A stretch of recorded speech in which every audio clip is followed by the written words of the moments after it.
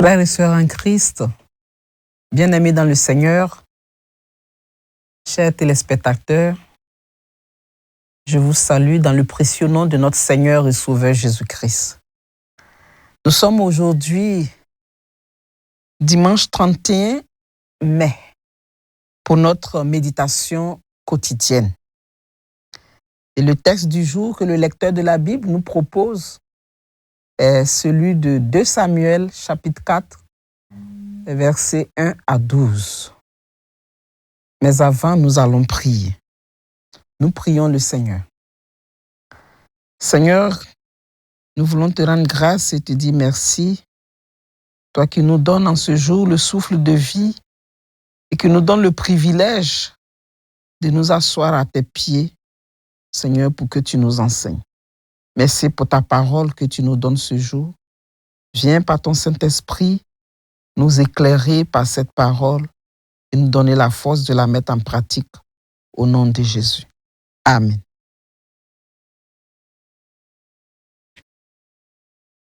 « 2 Samuel 4, versets 1 à 12, et nous lisons.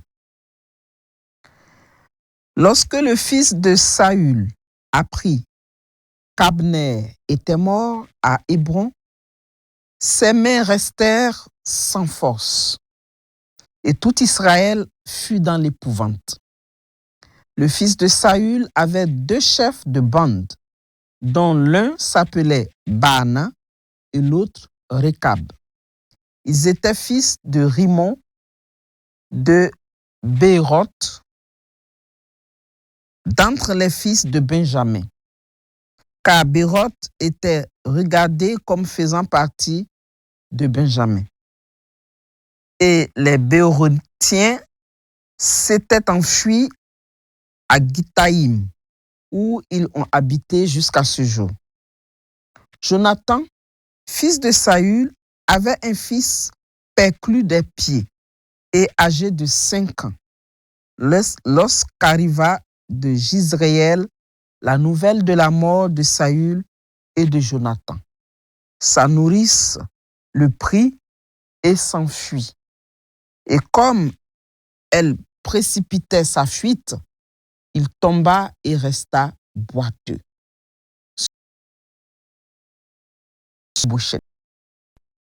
Or, fils de Rekab et Baana se rendirent pendant la chaleur du jour à la maison d'Ish-Bosheth, qui était couché pour son repos de midi. Ils pénétrèrent jusqu'au milieu de la maison, comme pour prendre du froment, et ils le frappèrent au ventre. Puis Rekab et Baana, son frère, se sauvèrent. Ils entrèrent donc dans la maison pendant qu'il reposait sur son lit dans sa chambre à coucher. Ils le frappèrent et le firent mourir et ils lui coupèrent la tête. Ils prirent sa tête et ils marchèrent toute la nuit au travers de la plaine.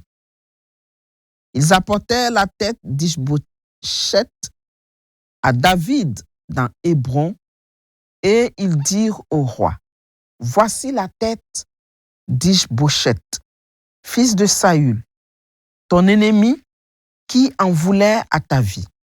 L'Éternel venge aujourd'hui le roi, mon seigneur, de Saül et de sa race.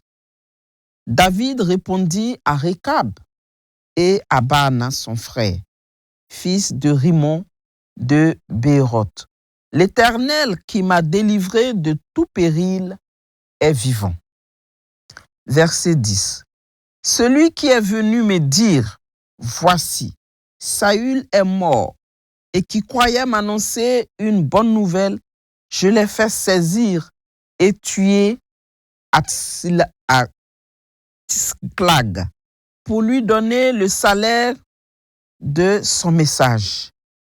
Et quand des méchants ont assassiné un homme juste dans sa maison et sur sa couche, combien plus ne redemanderai-je pas son sang de vos mains et ne vous exterminerai-je pas de la terre?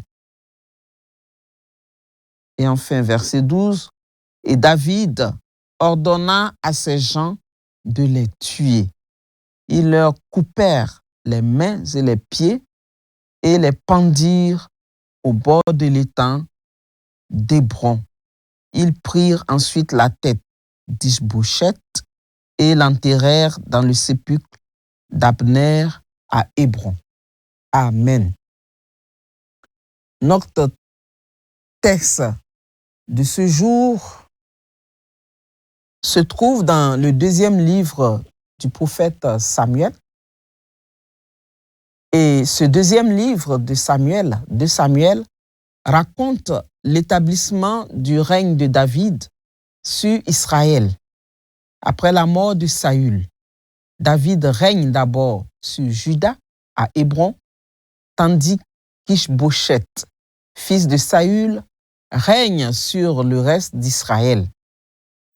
Une guerre longue oppose les deux maisons. Le chapitre 3 relate l'assassinat d'Abner,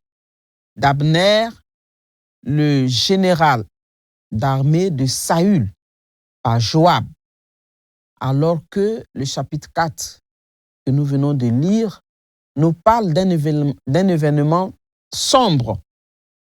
Nous voyons ici deux capitaines d'Ish-Boshet qui tuent Ish-Boshet et apportent sa tête à David, espérant une récompense. Notre passage qui va du verset 1 à 12 décrit la réaction de David.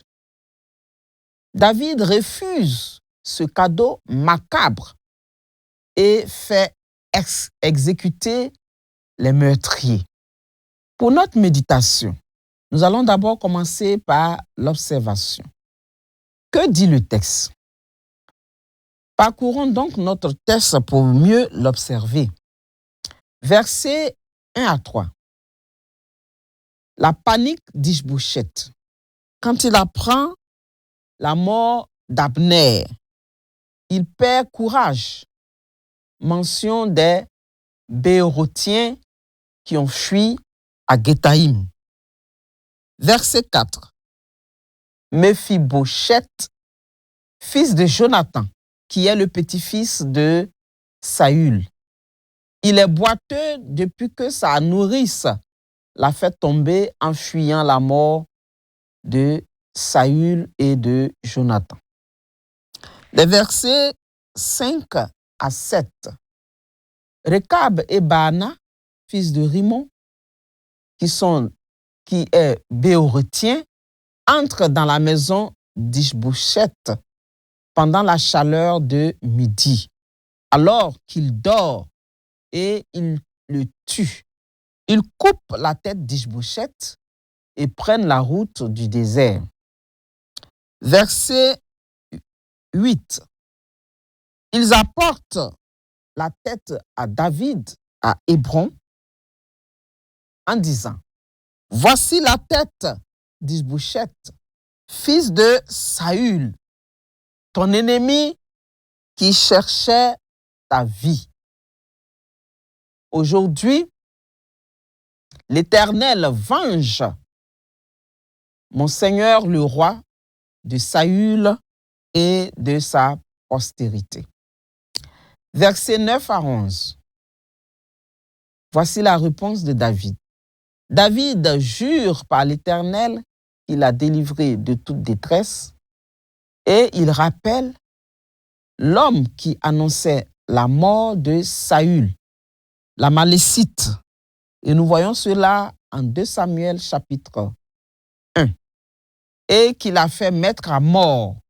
À plus forte raison, ces assassinats d'injustes endormis seront punis.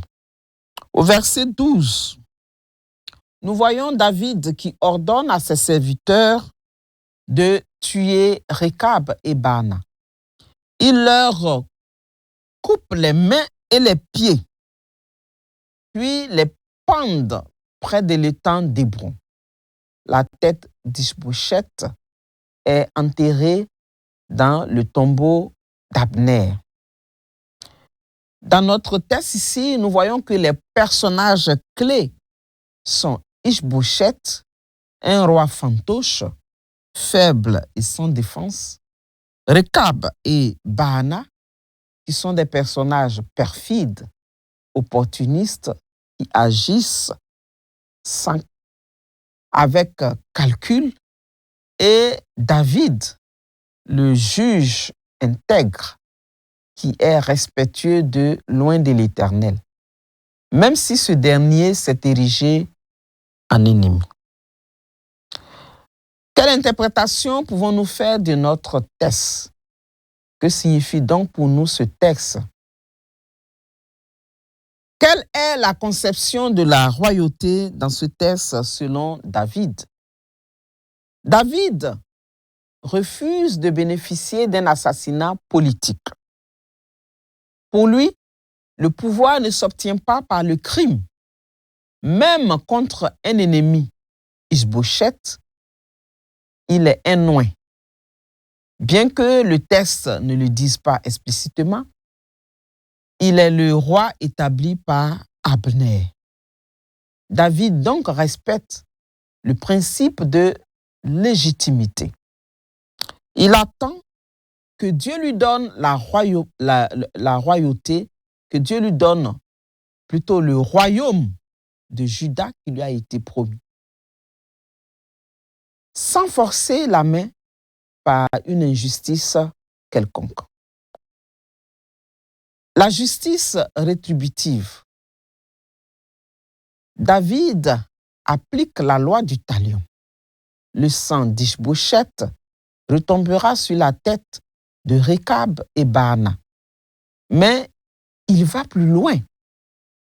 Il fait couper les mains et les pieds des assassins avant de les pendre. C'était une pratique habituelle pour les grands criminels dans l'ancien Proche-Orient, symbolisant ainsi que leurs mains ont versé le sang et leurs pieds ont porté le crime. Nous voyons dans ce texte la souveraineté de Dieu. David dit quelque chose d'important. Il affirme au verset 9, « L'Éternel qui m'a délivré de toute détresse. » Il reconnaît que c'est Dieu seul qui l'a sauvé des mains de Saül. Il n'a donc pas besoin d'assassins pour prendre le trône. Au verset 4, nous voyons la signification de la parenthèse sur Méphi-Boshet. Pourquoi ce verset sur un enfant boiteux est apparemment hors sujet? Il montre que la maison de Saül n'est plus une menace. Le seul héritier vivant est infirme. Cela souligne que le meurtre d'Ish-Boshet était totalement inutile. Rekab et Baana n'avaient aucune raison de tuer Ish-Boshet, sinon que c'était conduit par la cupidité. De plus, cela prépare l'histoire de la bonté de David envers Méphi-Boshet. Nous voyons cela dans 2 Samuel au verset 9. Quelle application pouvons-nous faire de ce texte? Qu'est-ce que le texte m'invite à faire aujourd'hui? D'abord, dans ma vie politique ou citoyenne, il faut refuser les raccourcis malhonnêtes. Même si j'estime qu'un adversaire au travail, en politique, dans une association, mérite de tomber, je ne dois pas utiliser la calomnie, le sabotage ou la violence. La fin ne justifie pas les moyens. David attend que Dieu agisse. Ne pas célébrer la mort de mes ennemis. Une autre leçon que nous pouvons tirer de ce texte. Sur les réseaux sociaux, il est tentant de se réjouir du malheur de ceux qui nous ont nui ou qui nous ont fait du mal. L'attitude de David m'apprend à ne pas applaudir quand quelqu'un que je n'aime pas est détruit. L'autre leçon que nous pouvons tirer de ce texte, c'est qu'est-ce que je dois faire dans mes jugements personnels. Dans mes jugements personnels, il me faut discerner les fausses bonnes actions. Rekab et Baana croyaient servir David.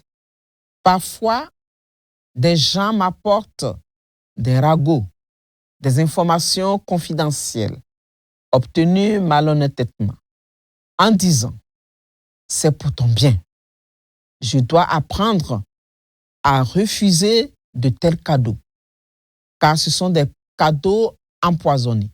Celui qui trahit pour moi trahira aussi un jour contre moi. Nous voyons aussi l'autre leçon à retenir, c'est de respecter l'autorité même imparfaite. Ishbosheth était un roi faible, peut-être même illégitime aux yeux de certains. Pourtant, David le respecte. Appliquer cela aujourd'hui, c'est ne pas insulter ou déstabiliser ceux qui ont une autorité légale. Par exemple, un chef, un maire, un parent, un pasteur, même si je les estime incompétents.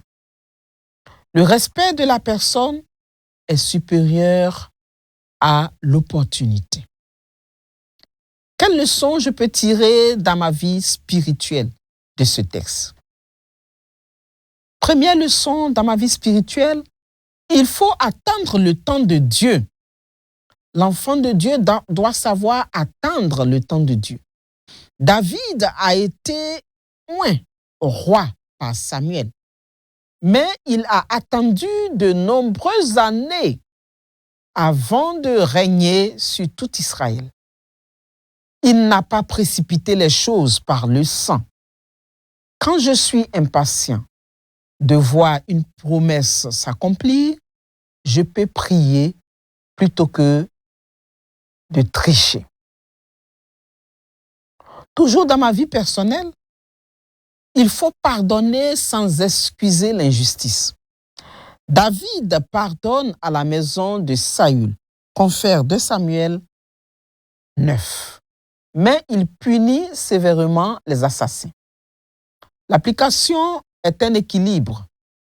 Je ne dois pas nourrir de vengeance personnelle, mais je dois plutôt défendre la justice pour les innocents. En conclusion, que devons-nous retenir? 2 Samuel 4, versets 1 à 12, montre un David différent de l'image souvent romantique. Il est ici juge sévère, mais sa sévérité est aussi au service de la justice et du respect de la vie, même d'un rival. Il a été mis en évidence les détails dramatiques du meurtre et de la condamnation. Dieu est souverain. Il faut respecter ses choix et refuser l'opportunisme. Il faut respecter loin de l'Éternel, celui que Dieu a choisi. Ce texte nous a confrontés à nos propres tentations de prendre des raccourcis malhonnêtes ou de nous réjouir de la chute d'autrui, tout en nous appelant à une intégrité qui attend patiemment l'action de Dieu plutôt que de la provoquer nous-mêmes par le mal. Alors, les questions que le lecteur de la Bible nous propose ce jour pour approfondir notre méditation Il y a d'abord la question 3. Y a-t-il un exemple à suivre ou à ne pas suivre? Relevons d'abord l'exemple à suivre. Parmi les exemples à suivre, nous avons l'exemple de David. Le roi David ne se réjouit pas de la mort de son rival. Il agit avec intégrité, ne favorise pas les traîtres et fait respecter la justice, même quand elle va contre son intérêt politique. Il faut donc refuser les gains obtenus par des moyens malhonnêtes et punir l'injustice, même envers ses ennemis, et attendre que Dieu donne le pouvoir sans forcer la main. Quels sont les exemples à ne pas suivre que nous pouvons relever dans ce texte? Premier exemple à ne pas suivre, c'est l'exemple de Rekab et Baana. Ils assassinent un roi innocent et endormi. Toute violence opportuniste, la calomnie, l'utilisation de la ruse pour éliminer un adversaire sont à proscrire. Deuxième exemple à ne pas suivre, c'est l'attitude de ceux qui pensent que la fin justifie les moyens. Ils disent « l'Éternel venge » alors qu'ils sont criminels. À ne pas suivre comme exemple. Prétendre que Dieu approuve nos actions malhonnêtes parce qu'elles servent une bonne cause. La deuxième question de réflexion qui nous est posée, c'est la question 6. Y a-t-il un avertissement? Oui, nous pouvons tirer de ce texte plusieurs avertissements. Il y a d'abord l'avertissement contre l'opportunisme. Celui qui croit avancer en éliminant les autres sera finalement jugé. Rekab et Baana sont exécutés au lieu d'être récompensés. Aujourd'hui,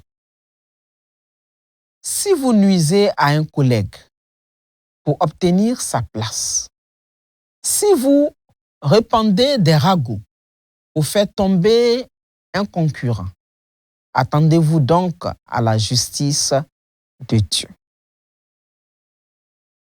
Car Dieu a dit à lui la vengeance, à lui la rétribution.